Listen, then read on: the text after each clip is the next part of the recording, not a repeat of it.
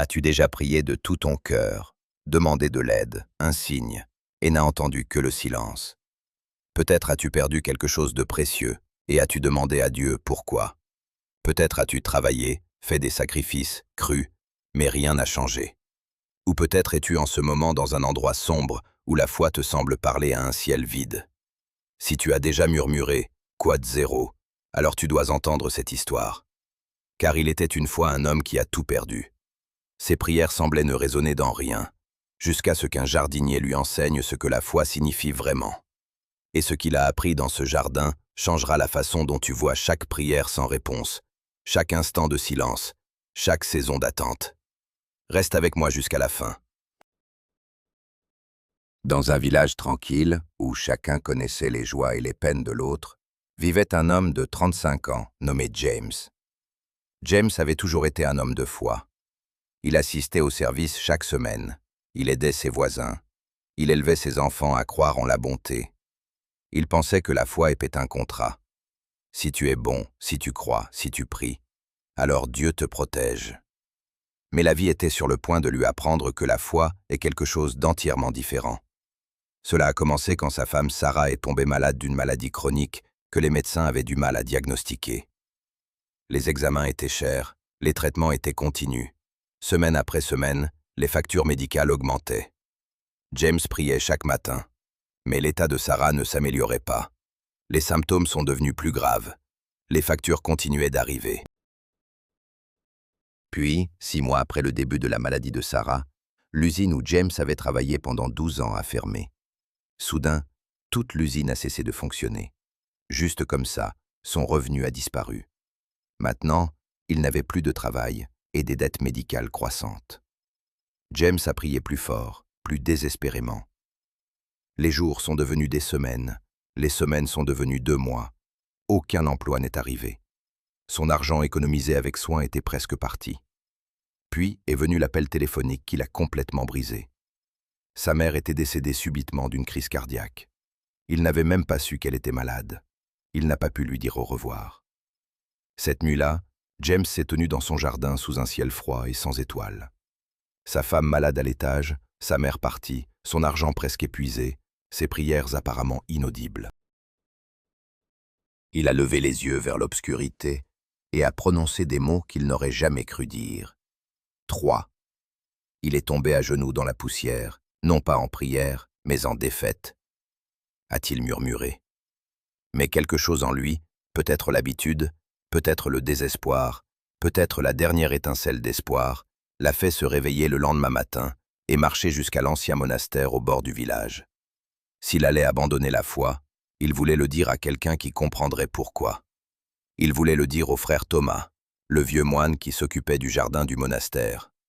Frère Thomas avait 70 ans, avec des mains endurcies par des décennies à entretenir le jardin du monastère. Il avait vécu la guerre, la perte et la pauvreté. Mais il n'avait jamais perdu sa paix tranquille et inébranlable. Quand James est arrivé, le frère Thomas était à genoux dans la terre, s'occupant délicatement de jeunes pousses. « Quoi, Tsis » a dit James, sa voix tremblant de colère et de douleur. Frère Thomas a levé les yeux lentement, ses yeux doux. James s'est effondré sur un banc en bois à proximité et tout est sorti. La mystérieuse maladie de Sarah, le travail qu'il avait perdu, les factures qui l'accablaient, la mort subite de sa mère, les prières qui restaient sans réponse, la foi qui semblait une folie. « J'ai tout fait correctement » a crié James. « J'ai cru, j'ai prié, j'ai été bon. Et pourquoi? Pour ça? Voir ma famille souffrir pendant que Dieu reste silencieux. » Il a montré le jardin. « Tu t'assieds ici, à planter des graines et à prier comme si tout allait bien. Mais tu ne comprends pas. La vraie vie est cruelle. La foi, ce n'est qu'une histoire que nous nous racontons pour nous sentir mieux. Ça ne change rien. » Frère Thomas n'a pas argumenté. Il n'a pas défendu. Il n'a pas prêché. Il s'est simplement levé, a essuyé la terre de ses mains et a dit « James, viens avec moi. Je veux te montrer quelque chose. » Frère Thomas a emmené James dans une section du jardin du monastère, divisée en 4 parcelles distinctes. Chacune semblait complètement différente. « Je veux te montrer quelque chose sur la foi que la plupart des gens ne voient jamais », a dit doucement le frère Thomas. Ces 4 parcelles t'apprendront ce que ta souffrance n'a pas pu. Ils se sont arrêtés à la première parcelle. Sombre, une terre fraîchement retournée, rien de visible. Il y a une semaine, j'ai semé des graines de fleurs ici. Frère Thomas a dit « tirez bas, quote, tirez bas, 15 tirez bas, tirez bas ». James a regardé la terre vide. « Je ne vois rien, juste de la terre. » Exactement, frère Thomas a hoché la tête. De la terre vide. Mais laisse-moi te montrer ce qui se passe vraiment. Il s'est agenouillé et a doucement écarté la couche supérieure de la terre. Là, à peine visible, une graine avait doublé de taille, avec une petite racine blanche qui commençait tout juste à apparaître. Regarde bien. La graine a déjà commencé à se transformer à l'intérieur. Elle boit de l'eau. Les cellules se multiplient. L'enveloppe s'adoucit. La vie a commencé. Mais si tu ne juges que la surface, il a montré la parcelle nue. Tu penserais que rien ne se passe. Tu penserais que la graine est morte. Mais elle n'est pas morte, James. Elle travaille dans l'obscurité. Ils sont passés à la deuxième parcelle. J'ai planté celle-ci il y a 3 semaines. Que vois-tu maintenant? James a étudié la terre avec attention. Au début, rien. Puis, à peine visible, de minuscules pousses vertes, pas plus hautes qu'un ongle, perçaient la terre. Je vois quelque chose de très petit, presque rien. Frère Thomas a souri doucement. Ces jeunes pousses sont dans le moment le plus difficile de toute leur vie. Elles traversent une terre qui leur semble du béton, cherchant la lumière, chaque once d'énergie concentrée sur ce seul moment. Il a touché la terre avec respect. Sais-tu pourquoi la plupart des graines meurent à ce stade? Parce que percer demande tout ce qu'elles ont, un dernier effort. Beaucoup abandonnent juste ici, juste avant d'atteindre la lumière. Elles sont si proches du succès, mais elles s'arrêtent. Il a regardé James avec intention. Cela te semble-t-il familier? La troisième parcelle montrait de jeunes plantes saines, des feuilles d'un vert éclatant avec de minuscules bourgeons qui commençaient tout juste à se former. Celles-ci, je les ai plantées il y a 2 mois. À quel stade sont-elles? Elles sont presque prêtes à fleurir, a dit James calmement. Oui, des racines fortes en dessous, des tiges saines au-dessus, des bourgeons qui se forment. Tout fonctionne exactement comme il faut, mais elles ne fleurissent pas encore. Frère Thomas a fait une pause. C'est le stade où les gens deviennent impatients. Pourquoi ne fleuris-tu pas encore? Tu sembles prêt.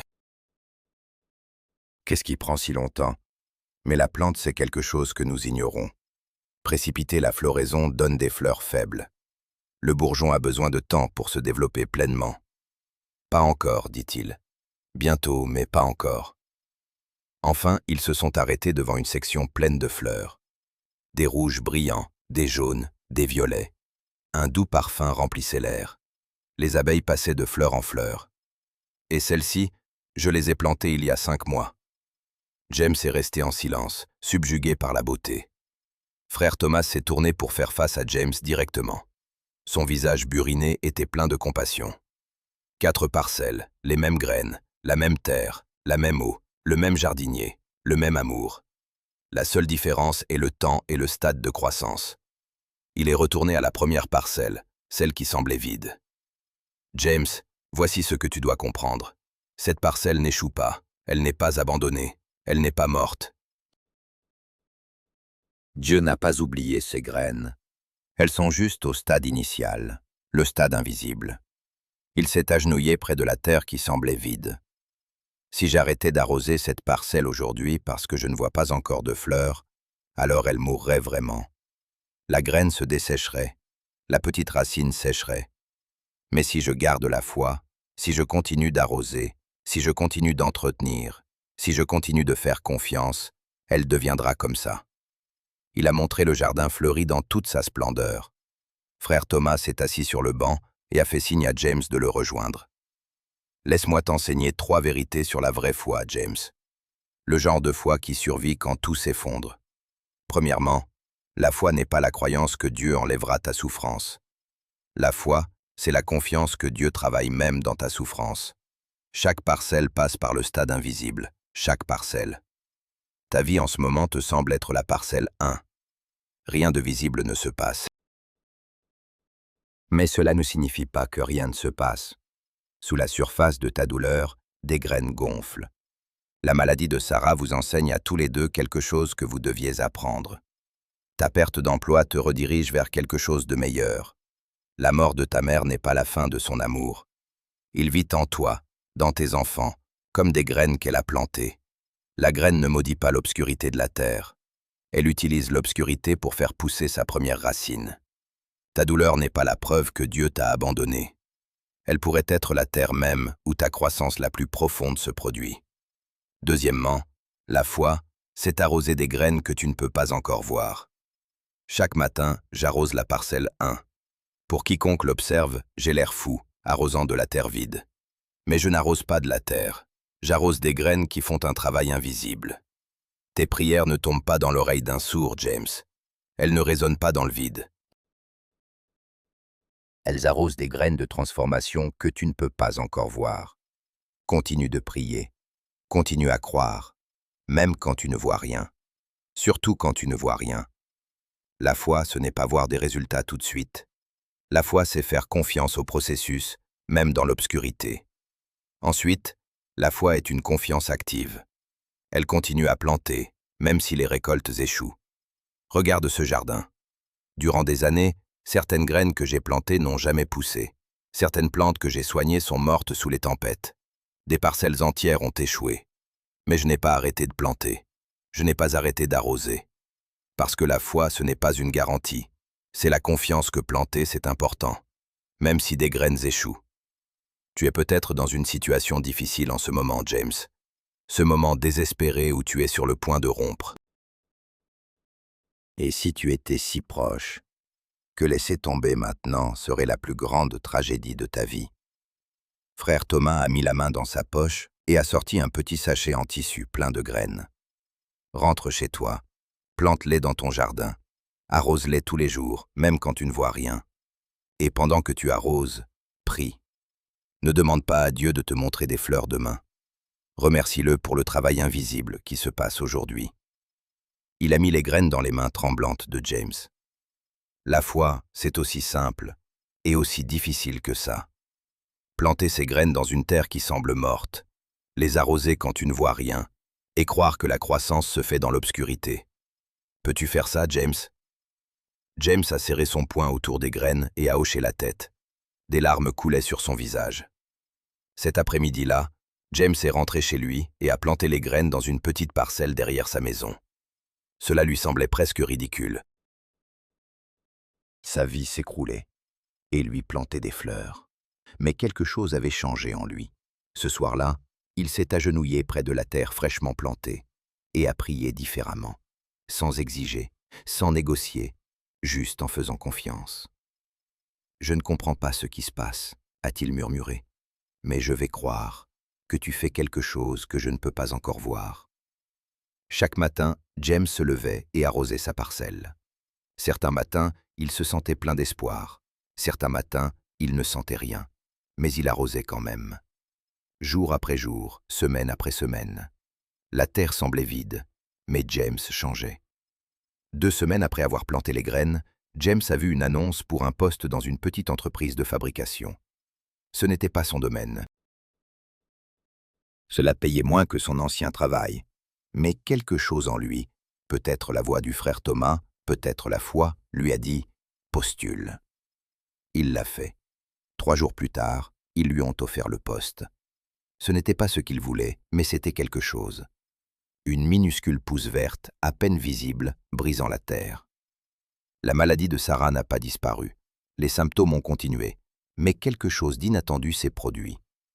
La crise avait forcé James et Sarah à parler plus profondément qu'ils ne l'avaient fait depuis des années.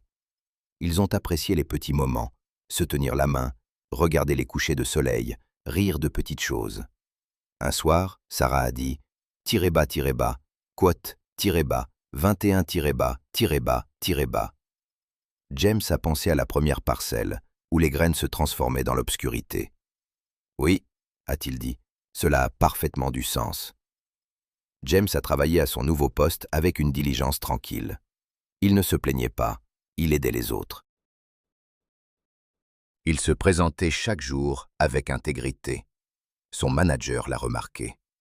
4 mois après que James ait commencé, le manager l'a appelé. Le cœur de James s'est serré. Allait-il être renvoyé à nouveau? Quad 24, a dit le manager. Quad 25. James est resté assis, stupéfait. Ce travail qu'il pensait être un échec était devenu une opportunité. Ce soir-là, 5 mois après avoir planté les graines du frère Thomas, James est entré dans son jardin et s'est arrêté net. Sa parcelle vide, celle qu'il avait arrosée chaque jour sans rien voir, s'était transformée. Des fleurs, de belles fleurs vibrantes en pleine floraison. Il s'est agenouillé dans la terre comme il l'avait fait cette nuit-là, des mois auparavant, quand il voulait abandonner. Mais cette fois, il n'était pas abattu. Il a murmuré. Tu étais là tout ce temps, travaillant, attendant, faisant pousser des choses que je ne pouvais pas voir. La semaine suivante, le médecin de Sarah a livré des nouvelles prudemment optimistes. Après des mois de tests, ils avaient enfin identifié correctement sa condition. Avec le bon plan de traitement, son pronostic était bien meilleur qu'il ne l'avait craint. « Je ne peux pas promettre que ce sera facile », a dit le médecin. « Mais il y a un réel espoir maintenant. » James et Sarah se sont serrés dans les bras et ont pleuré. Non pas parce que tout était soudainement parfait, mais parce qu'ils comprenaient maintenant. La foi n'est pas d'éviter l'obscurité, c'est de croire qu'il y a de la croissance qui s'y produit. Le dimanche suivant, Jacques est revenu au jardin du monastère. Frère Thomas était là, comme toujours, s'occupant de ses parcelles. « Frère Thomas, » a dit Jacques, « je dois te montrer quelque chose. » Il a sorti son téléphone et a montré des photos de son jardin en fleurs. Le vieux moine a souri chaleureusement. « Tu as appris la leçon. » « J'ai appris que la foi, ce n'est pas obtenir ce que je veux quand je le veux, » a dit Jacques. « La foi, c'est faire confiance que Dieu travaille, même quand je ne vois rien. Surtout quand je ne vois rien. » Frère Thomas a posé une main rugueuse sur l'épaule de Jacques. « Maintenant, tu comprends ce que je ne pouvais pas simplement te dire. Tu as dû planter, tu as dû arroser, tu as dû attendre, tu as dû faire confiance. Et maintenant, tu l'as vu de tes propres yeux. Quelque chose de sacré grandit toujours dans le noir. Mon ami, si tu es dans une période où tes prières semblent sans réponse, si tu as arrosé des graines et que rien n'a poussé, si tu te demandes si Dieu t'entend même, écoute bien. La foi n'est pas la croyance que Dieu te donnera ce que tu veux. La foi, c'est la confiance que Dieu fait quelque chose sous la surface, quelque chose que tu ne peux pas encore voir. La graine dans la terre semble morte, mais elle n'est pas morte. Elle se transforme, elle construit des racines, elle puise sa force, elle se prépare pour le moment où elle percera à la lumière. Souviens-toi de 3 choses. Premièrement, ta douleur n'est pas la preuve de l'absence de Dieu. Elle pourrait être le terreau de ta plus profonde croissance. Chaque jardin passe par la phase invisible. Tu n'es pas au mauvais endroit. Tu es dans la parcelle 1 ou la parcelle 2. La croissance a lieu. Tu ne peux juste pas la voir encore. Deuxièmement, continue d'arroser les graines que tu ne peux pas voir. Continue de prier. Continue de croire. Continue de te présenter. Même quand rien ne semble changer, surtout quand rien ne semble changer. La croissance se produit pendant les heures invisibles. Troisièmement, tu es peut-être plus proche de la percée que tu ne le penses. Les graines de la parcelle 2 poussent à travers la terre en ce moment. C'est le moment le plus difficile. Et si tu étais juste là? Et si abandonner maintenant signifiait manquer la floraison de quelques jours? Ta saison d'attente n'est pas du temps perdu. Tes prières sans réponse ne sont pas des prières inaudites. Tes nuits silencieuses ne sont pas des nuits vides. Quelque chose grandit. Quelque chose que tu ne peux pas encore voir, mais c'est là, dans la terre, dans l'obscurité, construisant des racines qui un jour soutiendront de belles fleurs. Et un matin, tôt ou tard, tu te réveilleras et tu verras des fleurs, là où il n'y avait qu'une seule fois de la terre. Et tu comprendras que Dieu était là tout le temps. Tu devais juste avoir foi dans le travail invisible. Si cette histoire a touché ton cœur, si tu avais besoin d'entendre que ton attente n'est pas vaine, partage cela avec quelqu'un qui est dans sa saison de croissance invisible. Parfois, le plus beau cadeau est de rappeler à quelqu'un que les graines travaillent sous la surface. Laisse un commentaire et dis-moi dans quelle parcelle tu te trouves en ce moment. Parcelle 1, 2, 3 ou 4. Tu n'es pas seul dans ton attente. Je reviendrai la semaine prochaine avec une autre histoire pour fortifier ta foi. D'ici là, souviens-toi de ceci. La foi, ce n'est pas voir la fleur et croire en la graine. La foi, c'est ne voir que de la terre et l'arroser quand même parce que quelque chose de sacré grandit toujours dans le noir. Continue d'arroser, mon ami. Continue de croire que la floraison arrive.